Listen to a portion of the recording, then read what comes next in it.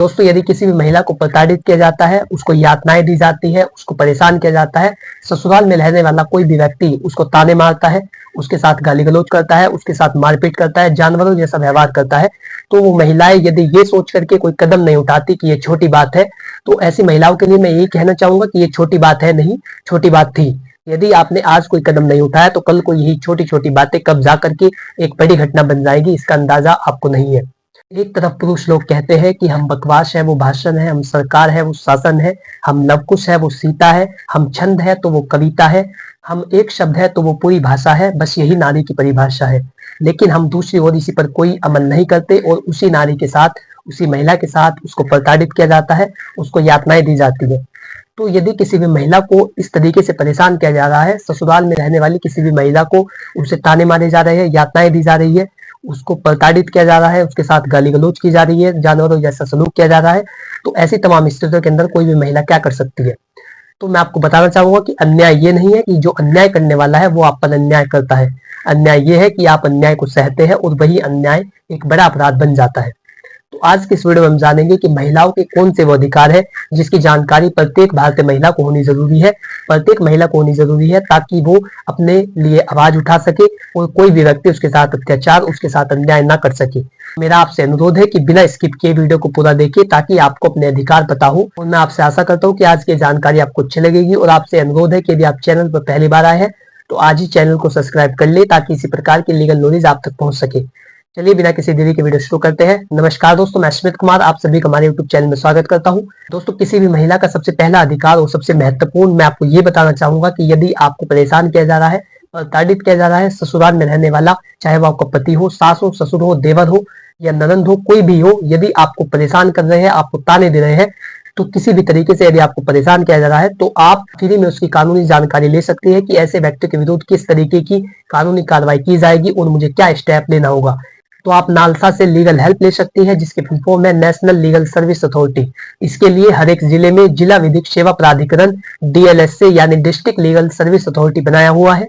यदि आपको किसी भी तरीके से परेशान किया जाता है और आपके पास वकील करने के पैसे नहीं होते तो आप DLSA के ऑफिस में जाकर डिस्ट्रिक्ट लीगल सर्विस अथॉरिटी या जिसे कहते हैं जिला विधिक सेवा प्राधिकरण, आप उसमें जाकर के अपनी समस्याएं उन्हें बता सकती है और उन्हें बता सकती है किस तरीके से आपको परेशान किया जा रहा है, किस तरीके से आपको यातनाएं दी जा रही है, किस तरीके से पति मारपीट कर रहा है, देवर परेशान कर रहा है या सास ससुर कोई भी व्यक्ति हो, यदि आपको किसी भी तरीके से परेशान करता है, गाली गलौज करता है, तो ये सभी बातें, इन सभी बातों के लिए आप लोग लीगल परामर्श ले सकते हैं और आपको जिला विधिक सेवा प्राधिकरण के ऑफिस में जाकर के अपनी समस्याएं उन्हें बतानी है। वो आपको विधिक परामर्श देंगे कि किस तरीके से आप उनके विरुद्ध कानूनी कार्रवाई करवा सकती है। तो ये किसी भी महिला का एक महत्वपूर्ण अधिकार है यदि उसके पास वकील करने के पैसे नहीं है, जैसा कि आमतौर पर होता है, क्योंकि महिलाएं ज्यादातर हाउसवाइफ है, उनके पास किसी तरीके की कोई इनकम नहीं होती और इसलिए वो वकील को करने के लिए उनके पास पैसे नहीं होते। तो इसके लिए ही जिला विधिक सेवा प्राधिकरण DLSA की स्थापना की गई है। आप वहां पर जाकर के उन्हें अपनी समस्याएं बता सकती है और वो आपकी बात को सुनते हैं, आपको कानूनी रास्ता बताते हैं कि किस तरीके से आप उनके विरुद्ध कानूनी कार्रवाई करवा सकते हैं जो कोई भी आपको परेशान करता है।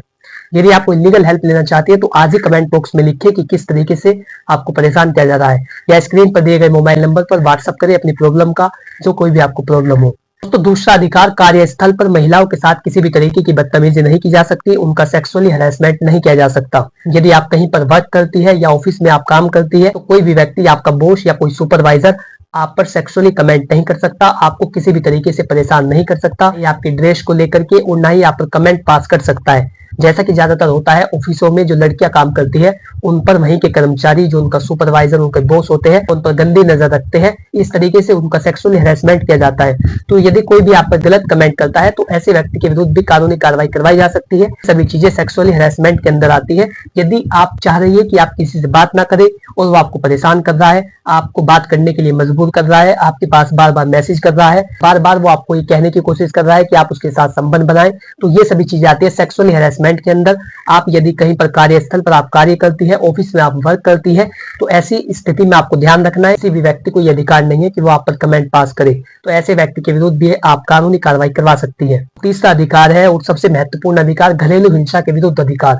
डोमेस्टिक वायलेंस एक्ट बनाया गया है। यदि घर में रहने वाली किसी भी महिला को शारीरिक या मानसिक रूप से प्रताड़ित किया जाता है, परेशान किया जाता है, या तो ताने मारे जाते हैं, गाली गलौज की जाती है या मारपीट की जाती है, चाहे वो कोई भी हो, पति हो या सास हो, ससुर हो, देवर हो, यदि कोई भी आपके साथ मारपीट करता है तो वो डोमेस्टिक वायलेंस एक्ट के तहत क्राइम है और आईपीसी सेक्शन 498 के तहत भी क्राइम है। ऐसे व्यक्ति को कानून बिल्कुल नहीं छोड़ेगा। यदि कोई भी आपके साथ मारपीट कर रहा है, आपको प्रताड़ित कर रहा है, ताने मारे जा रहे हैं। कई बार ऐसा होता है कि यदि कोई महिला मां नहीं बन पाती तो उसके जो सास ससुर है या उसका जो पति है वो उसको ताने मारते हैं, उसके साथ बदतमीजी से पेश आते हैं, उसके साथ गाली गलौज करते हैं। तो ऐसी तमाम स्थितियों के अंदर आप लोग डोमेस्टिक वायलेंस का केस कर सकते हैं और उस व्यक्ति के विरुद्ध कानूनी कार्रवाई करवाई जाती है। यहीं पर मैं आपको एक और बात बता देना चाहता हूँ, यदि आपके साथ किसी भी तरीके की डोमेस्टिक वायलेंस की जा रही है या आपके साथ हिंसा की जा रही है जो कि परिवार के सदस्यों के द्वारा, ससुराल में रहने वाले लोगों के द्वारा की जा रही है, तो आपको अपने जो मायके वाले हैं उन्हें बताना होगा और आप उन्हें बताइए, अपने पिता या अपने भाई को बताइए कि किस तरीके से आपको परेशान किया जा रहा है।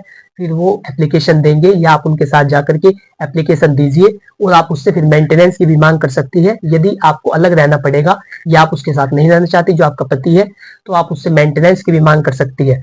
उसको गुजारा भत्ता देना होगा आपका, और यदि आपके कोई बच्चा है तो उसका भी गुजारा भत्ता उसको देना होगा जो आपका पति होता है।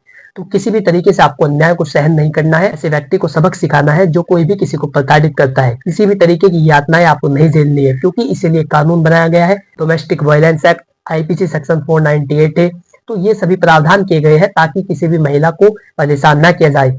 जरूरत है तो आपको इन्हें समझने की, आपको अपने अधिकार पता होने जरूरी है। कोई भी व्यक्ति आपको परेशान नहीं कर पाएगा। एक और अधिकार है शालीनता से रहने का अधिकार। किसी भी महिला को परेशान नहीं किया जा सकता, उसकी शालीनता को, उसकी इज्जत को, उसके सम्मान को भंग करने की कोशिश नहीं की जा सकती। किसी भी व्यक्ति को यह अधिकार नहीं है कि वो महिला को ऐसा एहसास कराए कि वो जानवर है या उसके साथ बुरा सलूक करे, उसके साथ गाली गलौज करे। किसी भी व्यक्ति को यह अधिकार नहीं है। यदि कोई भी ऐसा करता है तो उसके विरुद्ध भी कानूनी कार्रवाई करवाई जा सकती है। कोई भी व्यक्ति किसी भी महिला की शालीनता को भंग नहीं कर सकता। यदि वो ऐसा करता है तो वो क्राइम करता है और उसके विरुद्ध कानूनी कार्रवाई कराई जा सकती है। उस व्यक्ति को जेल होगी यदि कोई भी किसी महिला की शालीनता को भंग करने का प्रयास करेगा।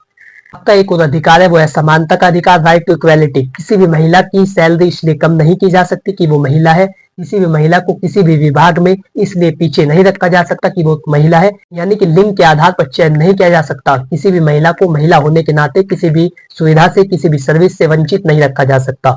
तो ये सभी आपके अधिकार है जिसकी जानकारी आपको होना जरूरी है। यदि आपको ये वीडियो अच्छा लगा है तो वीडियो को लाइक करें और चैनल को सब्सक्राइब जरूर करें और बेल आइकन प्रेस करें ताकि इसी प्रकार की लीगल नॉलेज आप तक पहुंच सके। यदि आपका कोई सवाल हो तो आप कमेंट बॉक्स में लिख करके पूछ सकते हैं, मैं जल्दी उसका उत्तर दूंगा। Thanks for watching this video. अपना कीमती समय देने के लिए धन्यवाद।